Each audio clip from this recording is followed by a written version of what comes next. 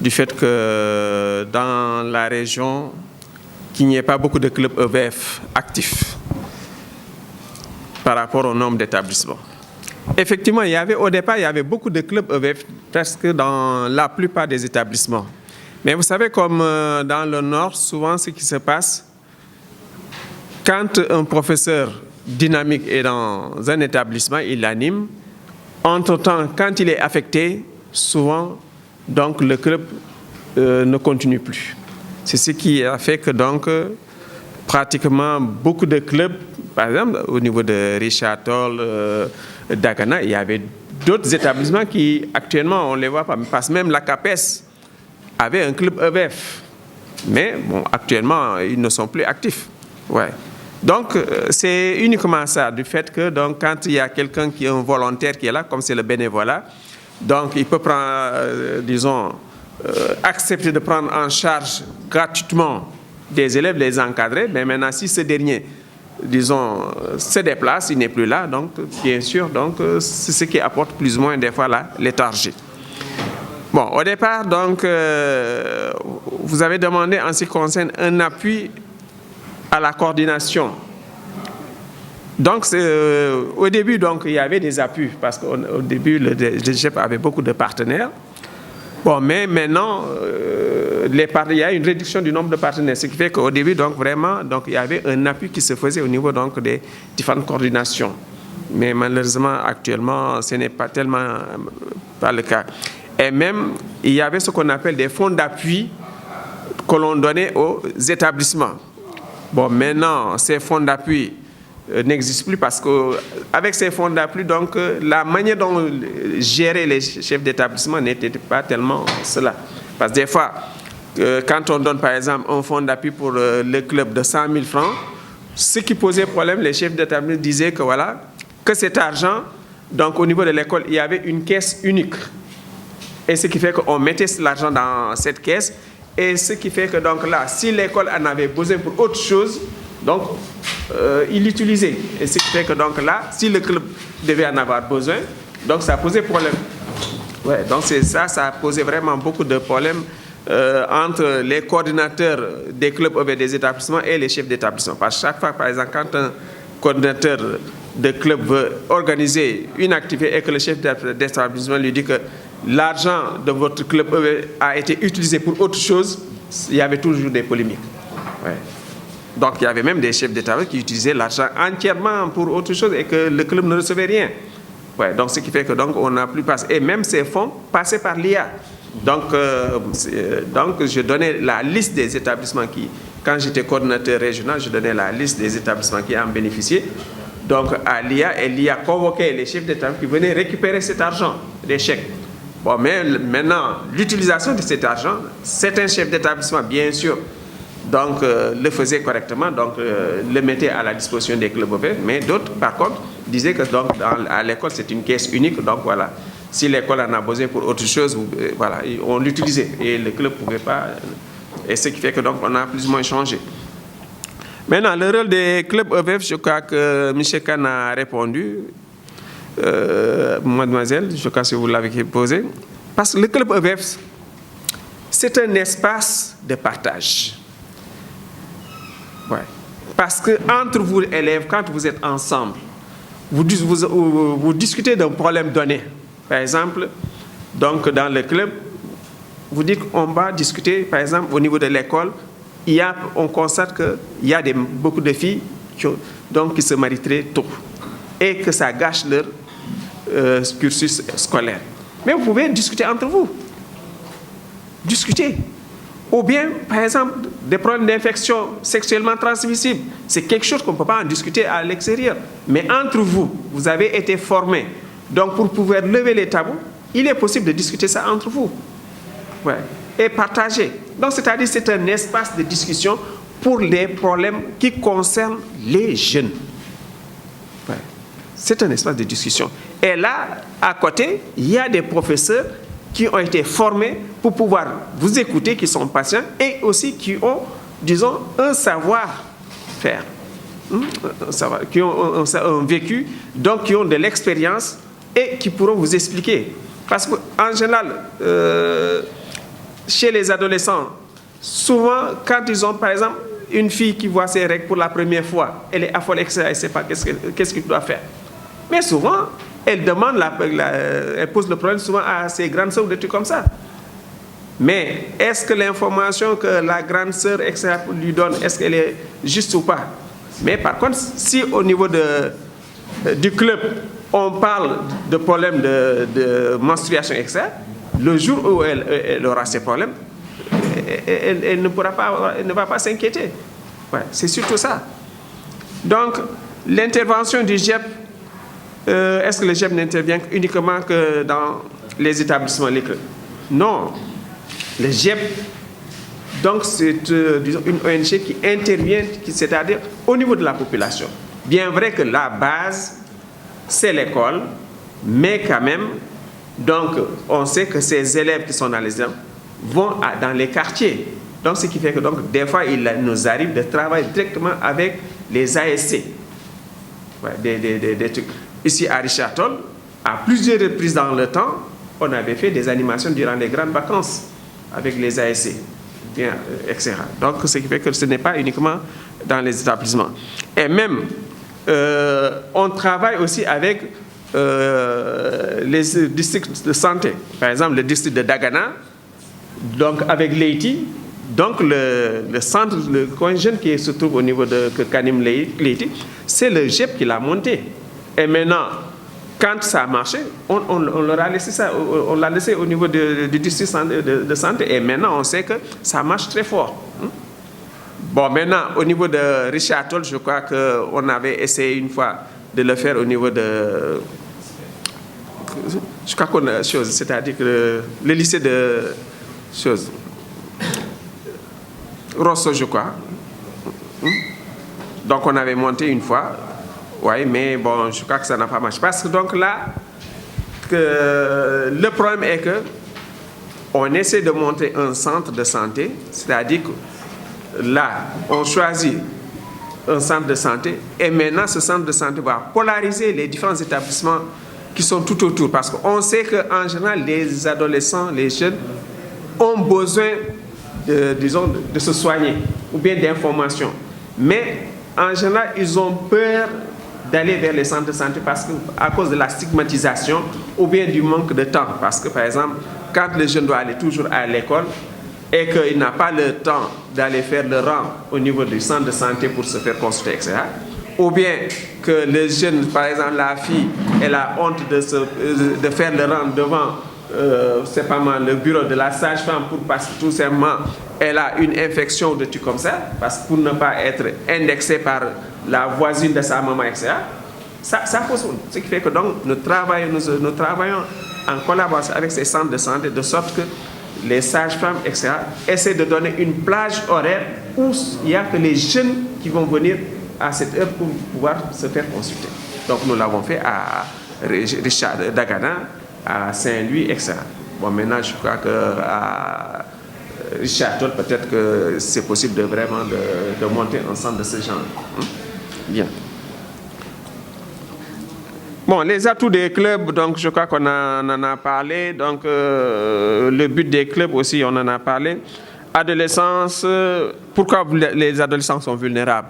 Donc, je crois que M. Kane l'a dit, parce qu'on sait que l'adolescence, c'est une période où l'enfant a besoin de s'affirmer. Il pense qu'il est un guerrier. La fille, bon, vraiment, que voilà, que même si le ciel tombait, bon, voilà, et pour soutenir. Donc, vous avez une manière de parler, donc vous défiez l'autorité, les parents, etc. C'est-à-dire que ce que vous faites, en réalité, c'est parce que tout simplement, en vous, il y a ce qu'on appelle des hormones qui vous poussent vraiment à vouloir vous affirmer. Ouais. Donc, souvent, quand la maman te parle, ne fais pas ceci, tu ne fais pas, tu refuses. Mais en réalité, c'est pas ça. C'est pas ça. Donc, c'est au niveau du club qu'on doit essayer de t'encadrer pour te dire que voilà, ce qui t'arrive, c'est vrai, c'est des impulsions, mais il ne faut pas te laisser vaincre. Il faut savoir comment vraiment les gérer. Et là, parce qu'actuellement, les violences qu'on entend partout là, les agressions, tout ça là. Mais ces jeunes-là, C'est-à-dire que c'est des jeunes peut-être qui n'ont pas reçu une bonne éducation, etc. C'est-à-dire à qui vraiment on n'a pas donné la chance pour qu'ils sachent se maîtriser devant tel besoin. Parce que ce qu'on apprend surtout dans les clubs, il faut que l'enfant, il faut d'abord que tu puisses te connaître qui tu es exactement. Parce qu'il faut qu'on sache qui on est exactement avant de pouvoir souffrir. L'estime de soi, surtout chez les femmes.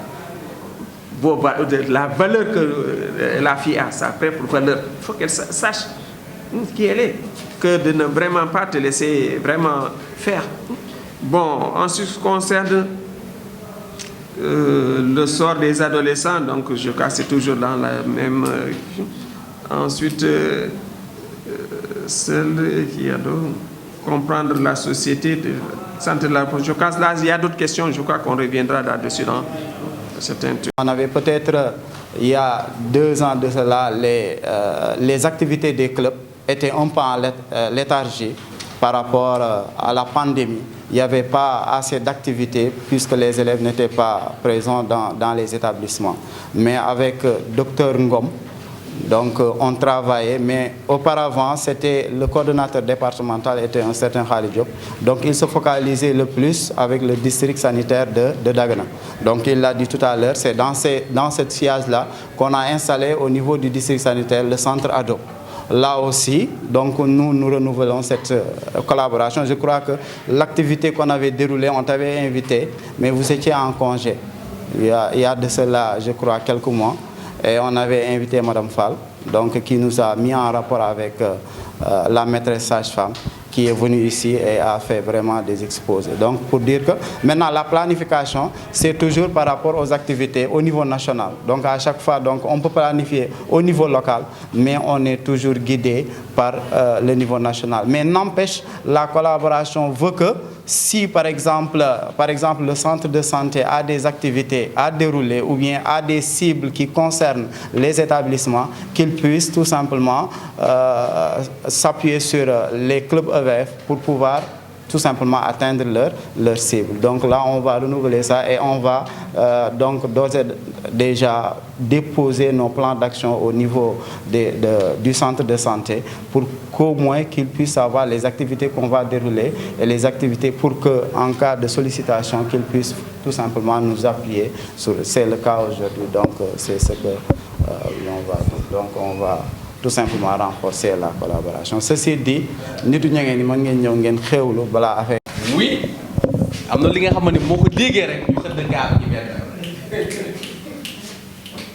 oui, les causes, c'est bien, très bien, les causes.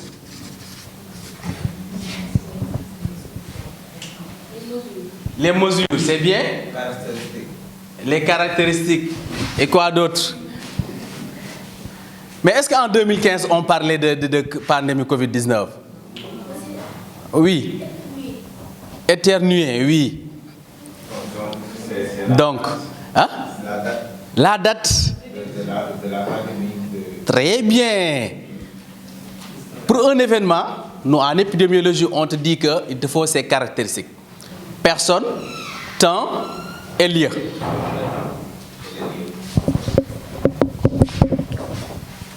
Personne, temps et lieu. Toujours, c'est ce qui caractérise une maladie. Quand on dit personne, on fait allusion à la cible. La pandémie touche qui? Hein? Les personnes. Donc ça n'épargne pas, il n'y a pas de tranche d'âge par rapport à l'atteinte. Mais par conséquent, on peut y avoir une question de vulnérabilité par rapport à ces personnes. Un jeune homme de 25 ans, malade, est-ce que c'est la même chose que chez un vieillard de 90 ans? Non. Pourquoi? C'est l'état immunologique qui va être la différence. Par contre, pour d'autres maladies, quand on parle de cette personne, ici, quand on dit avortement, est-ce que les hommes en font partie? Non, donc il y a une cible spécifique. Vous voyez? Donc ici, par rapport à cette pandémie Covid-19, quand on parle de cette personne, c'est pour tout le monde. Ça n'épargne pas le patron, ni aussi ceux qui n'ont pas de moyens. Donc ça touche tout le monde. Cette notion de temps va venir par rapport à cette pandémie. Il y a un début. C'est quand est-ce le début? Oui? Vous êtes d'accord? Décembre 2019. Ça, c'est au niveau mondial. C'était où?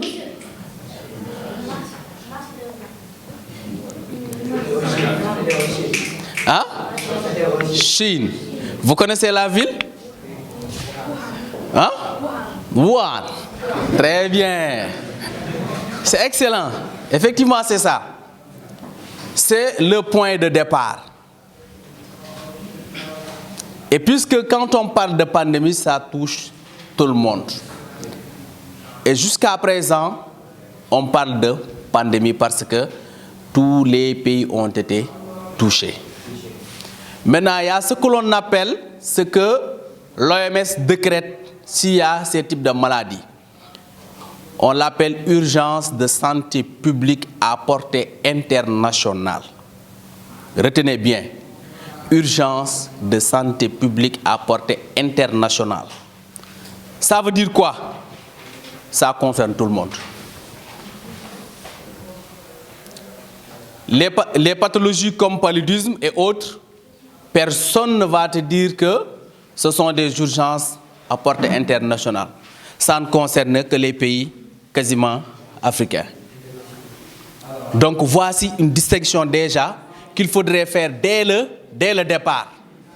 Et quand on parle d'urgence, c'est parce que il y a cette notion de moyens, il y a cette notion de rassembler des partenaires, il y a cette notion de réagir vite et bien. Vous avez vu, les Chinois ont pu construire un hôpital en 10 jours. Donc c'est pourquoi on parle d'urgence. Et nous, en tant que jeunes, quelle est aujourd'hui notre position? Peut-être aujourd'hui, on peut ne pas mettre le focus sur les mesures barrières. Mais partagez-vous avec vous les leçons apprises de cette pandémie. Pourquoi c'est intéressant? Dès le début, il y avait certains qui y croyaient et d'autres n'y croyaient pas. Cet élément fait partie des choses qui nous a prévalu ces décès. Moi, en tant qu'élève, quand je n'y crois pas, je vais au lycée ou bien au collège, je prends le virus, vous l'avez dit tout à l'heure, qui est là, dont la transmission est rapide, anarapide, en bas, mode de transmission rapide. Alors que mes parents qui sont à la maison respectent les mesures barrières, ne vont nulle part. Mais moi, en tant qu'élève, je me déplace pour aller au lycée, je ne respecte pas les mesures barrières. Là, je mets en danger mes parents et mes grands-parents. Parce que man maay génn dem jëli ji virus ñëw indilaatal ko sama maam wala sama papa wala sama yaay. Et aussitôt après quelques jours ñu feebar bu ñu feebaree ñi ci gën a bëri dañoo décédé. D'où l'importance, même si ce n'est pas cette pandémie de Covid-19, les pandémies, on en aura. Ne vous en faites pas. Oui, on en aura. Oui, on en aura. Les pandémies, les maladies là. On en aura. Même si ce n'est pas Covid-19, il y a d'autres. ñun suñu kër yi est-ce que dinañ toog 1 mois ou 2 mois amul ko grippe ci biir kër gi amul. Les bébés, il y a moins de risques. Pourquoi? Ils ont tendance à faire beaucoup de grippe. Et pourquoi on parle? Parce que c'est ce que l'on appelle le SARS, le SARS-CoV-2. Mais il y en a plus d'une vingtaine. Et nos enfants ont tendance toujours à faire des épisodes de grippe. Mu def grippe, après nga dem yóbbu ko hôpital, mu faju. Donc day dem ba y a une auto-immune qui se crée chez ces enfants-là. Alors que nous les adultes on perd cette immunité. Donc quand on veut mettre le focus sur les leçons apprises, c'est parce que on peut jouer quelque chose sur ça. Je vous donne juste l'exemple ici dans la commune de Richard Toll. Par rapport à nos premiers cas, deuxième cas, troisième cas, ces familles, on les huait de partout. D'ailleurs, on a dit le cœur coronavirus. Oui. On est parti chez une maman qui nous expliquait un peu l'intimidation qu'elle subissait au niveau de leur quartier, avec le patron et les membres équipe cadre de région. Aussitôt, en négociant avec la maman, à bord de la fenêtre, on entend quelqu'un qui dit que le coronavirus. Et la maman continue encore à pleurer. C'est cette stigmatisation qu'on doit limiter, qu'on doit en tout cas réduire. Et nous, en tant que jeunes, au niveau de ces écoles, on a une part de responsabilité en tant qu'élèves et même en tant qu'enseignants. Kersegi, Roussou Kaigi, et puis ce n'est pas une maladie honteuse. Ça, il faut le reconnaître pour pouvoir convaincre aux gens. Pourquoi se cacher? Bokk na ci li tax feebar bi gën a law parce que dafa am ñu ko doon am di làqatu di nëbbatu ba di wàll ñeneen. Et on ne devait pas le faire. Ça, ce sont des leçons apprises. L'autre chose, c'est quoi? Am na ñi nga xamante ni ce sont des bonnes volontés. Ils ont mis le focus sur dotation de eau de javel et de madar. Alors qu'à ce même moment, il y avait des familles qu'on avait mis en quarantaine, qu'on demandait de ne pas sortir tout au début. Et ces familles, malheureusement, s'ils ne travaillent pas de façon journalière, ils n'auront pas quoi acheter, faire ou quoi manger. Alors ces donateurs, on les a un peu orientés vers le riz, de l'huile et autres besoins, en tout cas plus nécessiteux. C'est mieux d'acheter toujours eau de javel, madar, eau de javel, madar. Ça sont des leçons apprises pour ultérieurement. L'autre chose aussi, c'est par rapport à l'avènement des malades qu'on transférait au niveau de Saint-Louis. Vous savez que tout au début, il n'y avait que Saint-Louis qui avait un centre de traitement. Tout malade atteint, on les évacuait vers Saint-Louis. Là aussi, ça a été véritable casse-tête parce que les gens n'en voulaient pas. Au fur et à mesure, vu le nombre de malades qu'on recevait, Saint-Louis n'arrivait plus à accueillir tous ces malades-là. Donc on a mis des centres tampons, dont Richard Toll. Qu'est-ce qu'un centre tampon? C'est quand on a des malades, on parvient à les prendre ici en charge en attendant d'avoir de la place au niveau de Saint-Louis. Et Dieu a fait que quand même, on a eu beaucoup de succès sur ça. Mais par contre, on avait aussi beaucoup de points à améliorer par rapport à cette prise en charge. Je donne juste l'exemple de l'oxygénothérapie.